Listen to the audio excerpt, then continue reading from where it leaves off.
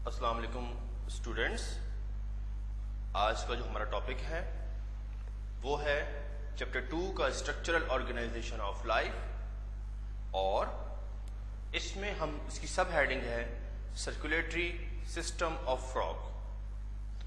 What is circulatory system? Circulatory system क्या है?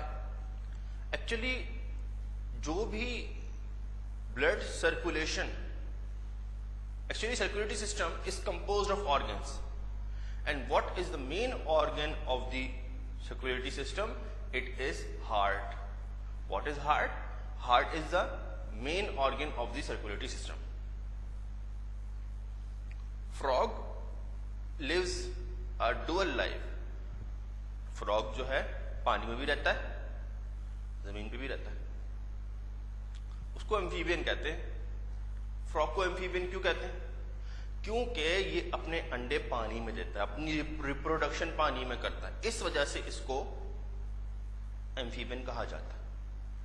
लेकिन इंपॉर्टेंट बात यह है कि फ्रॉग का सर्कुलेटरी सिस्टम दूसरे वर्टिब्रेट से डिफरेंट है। जैसे हमारी अपनी ह्यूमन की बात करें तो ह्यूमन में 4 चैम्बर्स होते हैं हार्ट में, left atrium, right atrium, left ventricle and right ventricle. तो अब ये जो भी हमारे पास फ्रॉग जो है उसके 2 अपर एट्रिया होते हैं, एट्रिया को हम ऑरिकल्स भी कहते हैं, और एक लोअर वेंट्रिकल होता है। होता क्या है कि जो circulatory parts of circulatory system में, तो सर्कुलेटरी सिस्टम में कि बहुत सारे कुछ पार्ट्स हैं, जैसे for example arteries, veins, capillaries. Heart के साथ आर्टरीज, वेन्स और कैपिलरीज ये भी काम करती हैं। आर्टरीज, वेन्स और कैपिलरीज में क्या फर्क है? एक्चुअली आर्टरीज वो ब्लड वेसल्स होती हैं जो डीऑक्सीजनेटेड ब्लड को सर्कुलेट कराती हैं, और जो वेन्स होती हैं इनकी प्रॉपर्टी ये है कि ये डीऑक्सीजनेटेड ब्लड को हार्ट की तरफ लेके आए, वेन्स, और आर्टरीज ऑक्सीजनेटेड ब्लड को हार्ट से पूरी बॉडी की तरफ लेके जाती है। अब इंपॉर्टेंट बात यह है कि हार्ट कैपिलरीज में क्या फर्क है? कैपिलरीज भी तो ब्लड वेसल्स हैं, आर्टरीज भी ब्लड वेसल्स हैं, वेन्स भी ब्लड वेसल्स हैं, कैपिलरीज भी तो ब्लड वेसल्स हैं। तो कैपिलरीज जो हैं ये माइक्रोस्कोपिक ब्लड वेसल है।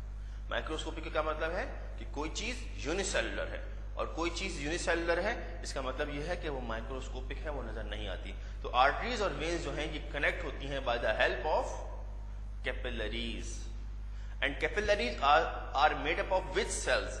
Capillaries are made up of endothelial cells. What are endothelial sales?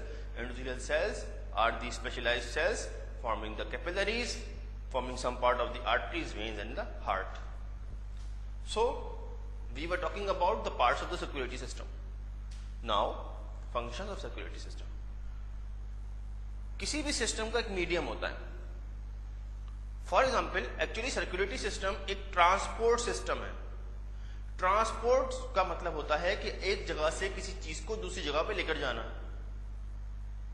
अब किसी चीज को ट्रांसपोर्ट करने के लिए एक जगह से दूसरी जगह लेके जाने के लिए कोई मीडियम चाहिए। फॉर एग्जाम्पल हम कहीं जाते हैं, हम गाड़ी में या बाइक पे या बसों में बैठ के जाते हैं, तो हमारा जो हार्मोन्स हैं, हमारा जो फूड है, डाइजेस्टेड फूड है, वो कैसे पूरी बॉडी में घूम रहा है, वो कैसे पूरी बॉडी में जा रहा है? वो जा रहा है bye the help of blood.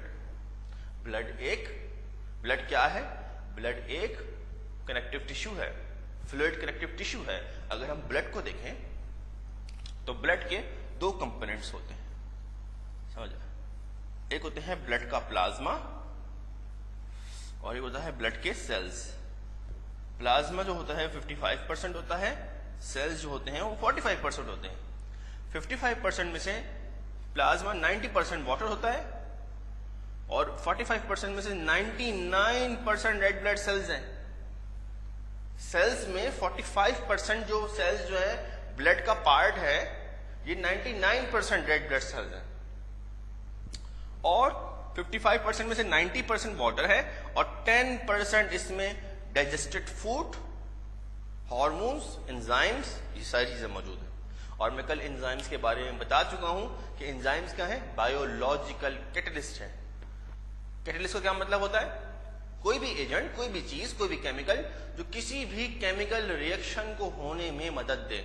Living organisms में, प्लांट्स में, एनिमल्स में, माइक्रो ऑर्गेनिजम्स में, सब में एंजाइम्स मौजूद हैं और एंजाइम्स के बगैर कोई भी काम नहीं हो सकता। एंजाइम्स जो हैं वो क्रूशियल पार्ट अदा करते हैं। Enzymes are proteinaceous in nature, protein के ही बने होते हैं और एक्स्ट्रा प्रोटीन पार्ट भी होता है उनमें, जिसे हम प्रोस्टैटिक ग्रुप कहते हैं। ये एक अलग एंजाइम का बहुत बड़ा टॉपिक है। मेडिकल साइंस में एंजाइम्स को सही तरीके से पढ़ा जाता है। तो फंक्शन ऑफ सर्कुलेटरी सिस्टम में हमें समझ आया कि फंक्शन, सर्कुलेटरी सिस्टम का फंक्शन ये है कि ब्लड की ट्रांसपोर्टेशन हो, ब्लड ट्रांसपोर्ट हो एक जगह से दूसरी जगह। वो कौन कर रहा है, वो हार्ट करता है। हार्ट ब्लड पे प्रेशर लगाता है। जब ब्लड पे प्रेशर पड़ता है हार्ट के जरिए तो वो वेन्स, आर्टरीज और आर्टरीज के जरिए पूरी बॉडी में मूव करता है। अगर हम ब्लड प्रेशर की बात करें तो हमारे यहाँ ब्लड प्रेशर का हम लोगों को मतलब ये सही से नहीं पता कि ब्लड प्रेशर है क्या चीज।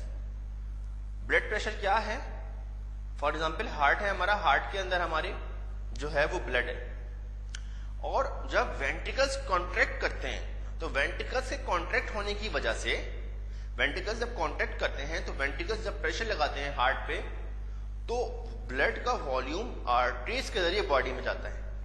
ब्लड का वॉल्यूम आर्टरीज के जरिए बॉडी में जाता है। अब अगर ब्लड थिक है या आर्टरीज में ब्लॉकेज है तो क्या हार्ट सही तरीके से आर्टरीज के जरिए ब्लड को पहुंचा पाएगा?